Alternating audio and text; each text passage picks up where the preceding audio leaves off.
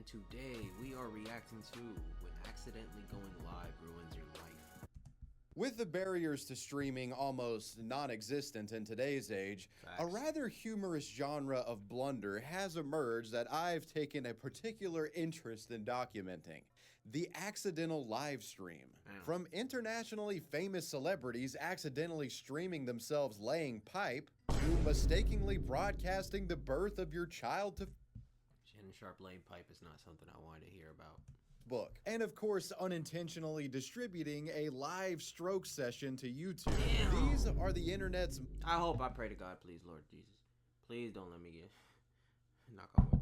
Please don't. most infamous accidental live streams. The Instagram live cheek clapping incident. Wow. On September 11th, 2024, users of Instagram would be left grieving. Not because of anything terrorism related, rather it was due to a freak tragedy of the modern age. A sports media superstar, athlete, and internationally beloved Unc accidentally went live while getting busy in the bedroom.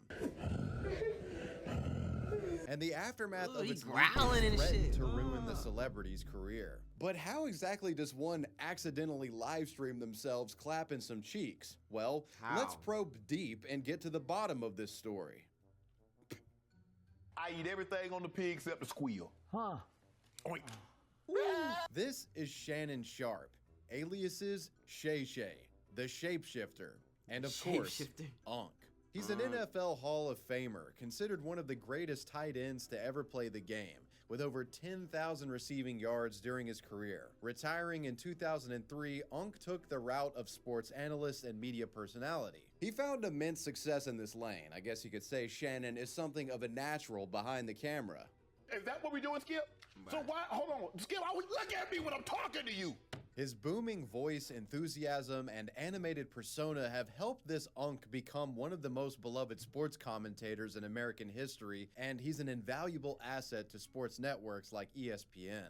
And with that stated, I must highlight that Shannon is popular with more than just Sports Center boomers. He has found success with younger fans as well through independent ventures like his Club Shay Shay podcast, which has produced many interesting moments. Needless to say, Shannon Sharpe is a massive, almost universally beloved and wholesome figure in the world of sports entertainment. But on 9/11, everything was about to change. With over 3.3 million followers... 9/11? What the fuck? Shay Shay was laying pipe on 9/11, dude. That's crazy. Instagram is by far Shannon's largest social media platform, mostly used by the man to promote his podcast and post life updates. Shannon rarely goes live, so when viewers got that 9/11 notification that Unc was streaming, thousands of them tapped in. Upon tuning in, live stream attendees unwittingly found themselves in the cup chair, a front row seat to an apparent cheek-busting session broadcasted by the shapeshifter himself. While thankfully no body parts or people are shown in the recording, some rather intriguing audio is heard. This audio with the man grunting and groaning, and a female can be heard making some interesting vocalizations of their own. If I was to take a wild guess, I would assume that they're assembling some IKEA furniture or something like that. People were in complete shock at what they were witnessing here. Fans of the Unc were in disbelief, begging Shannon to cut the stream, while others speculated that he must have been hacked. Some offered critiques of the performance itself.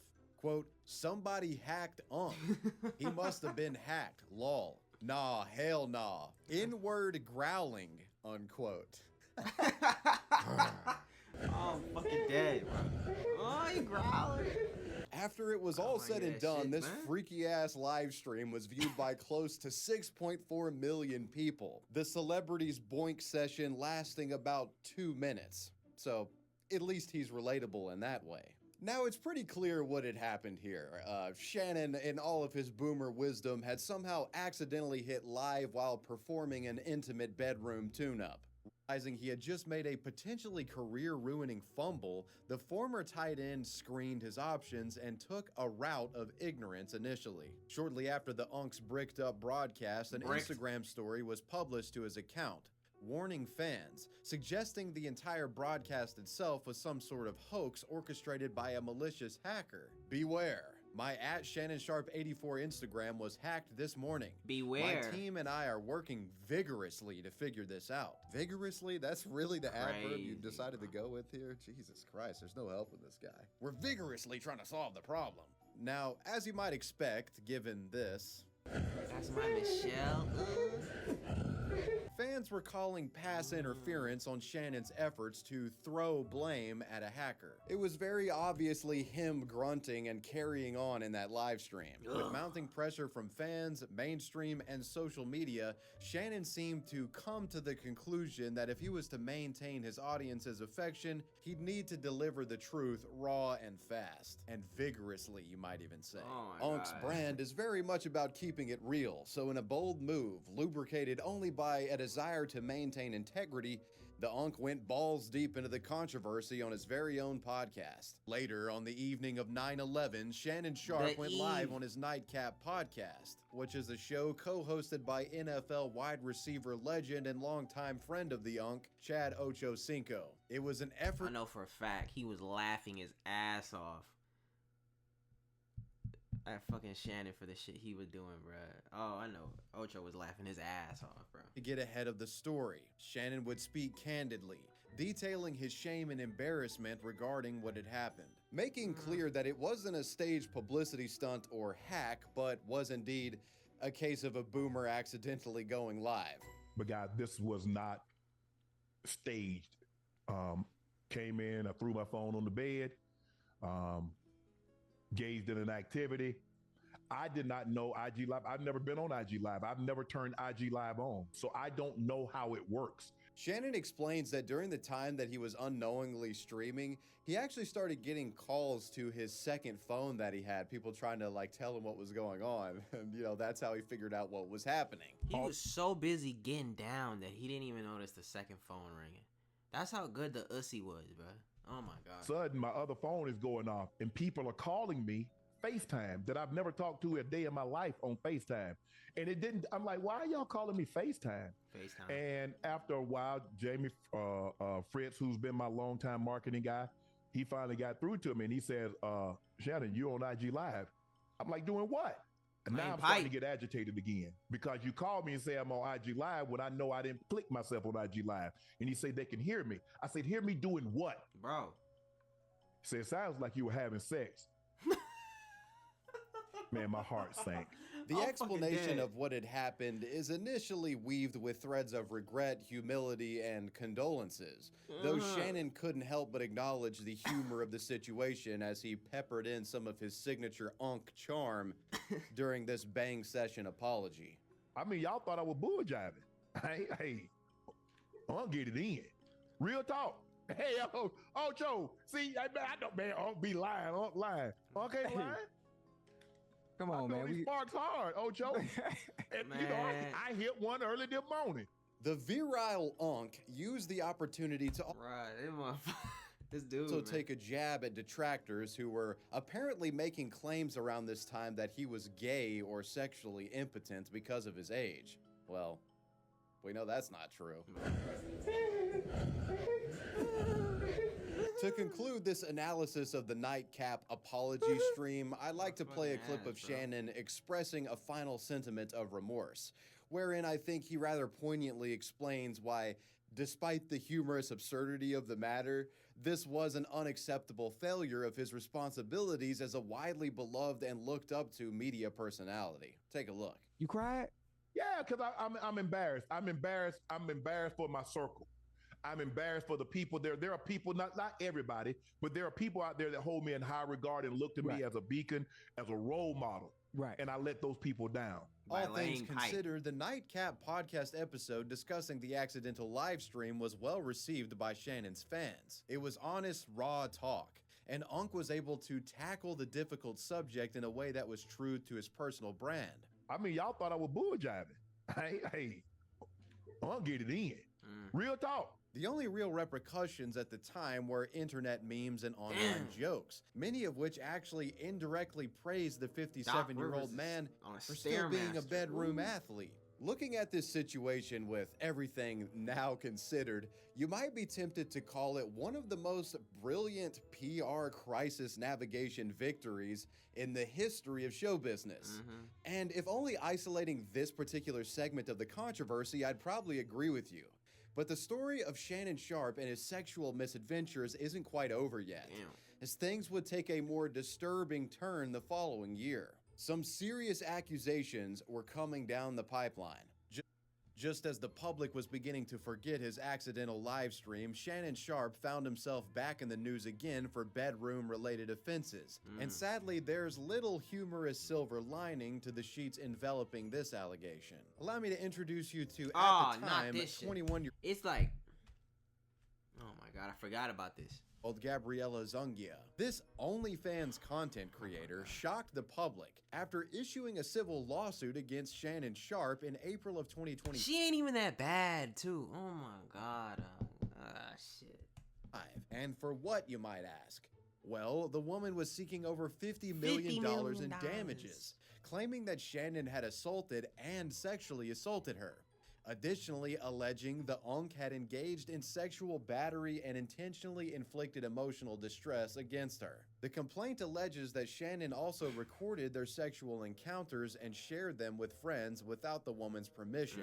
Though it is important to note that the complaint clarifies that Gabriella was not the same woman with Sharpe in the accidental live stream leak. Now, I'm no legal expert or anything, and everything that is alleged, but my thinking here is that the individual may have been afraid to come forward with their allegations initially because of Shannon's rather flawless reputation. And while the livestream leak doesn't necessarily show any form of abuse, it showed the world that Shannon was very much sexually active. And it definitely hinted that there was more to the wholesome Unc personality broadcasted on TV and social media. Perhaps after the accidental stream situation, this person felt their story would be taken more seriously, and that's why they came forward. When these sexual assault and misconduct allegations hit the newswire, Shannon was quick to respond to the controversy just like he did previously. Though there was nothing jovial about this address. Shannon, mustering every ounce of professionalism that he was capable of,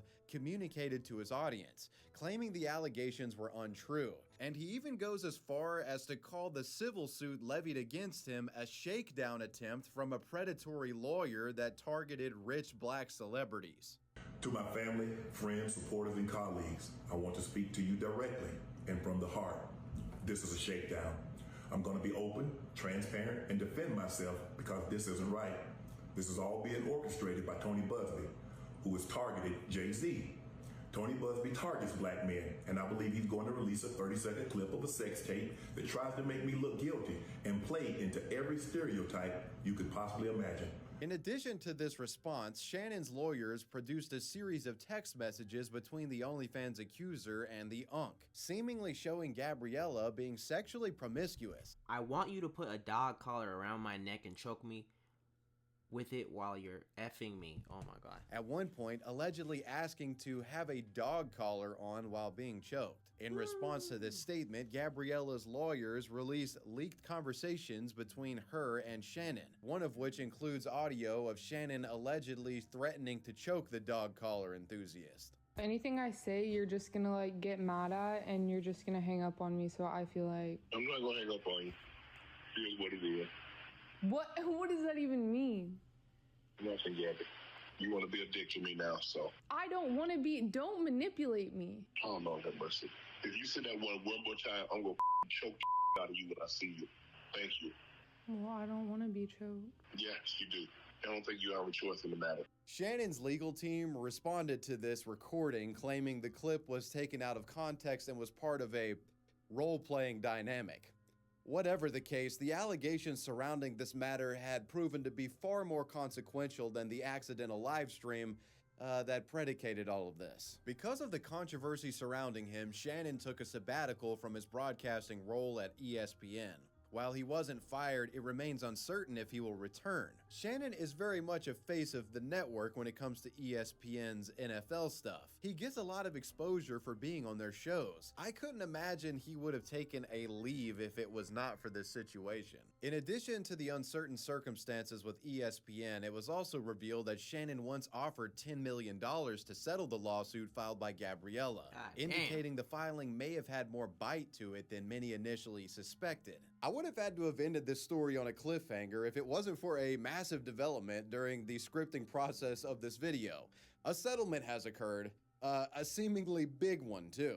On July 18th, Gabriella's lawyer, Tony Bubsy, announced the $50 million lawsuit had ended in settlement, with parties reaching a mutually agreed resolution and the matter being dismissed with prejudice. This settlement also clarifies some details about their relationship, if it were, stating that it was admitted by both parties to be, quote, a long-term consensual and tumultuous relationship, unquote. Anyway, shortly after this settlement revelation, Gabriella announced that she was retiring from OnlyFans, saying this on social media. While the amount awarded to her isn't public information, the implication is that she got a fuckload of money from this. She got a bag. While Shannon Sharpe is by no means going to be bankrupted by this lawsuit, it is a huge hit not only financially, but reputationally as well. A lot of people have been criticizing him lately, you know, saying that it's kind of pathetic that he's in his 50s or 60s and doesn't really have a wife or family to take care of him,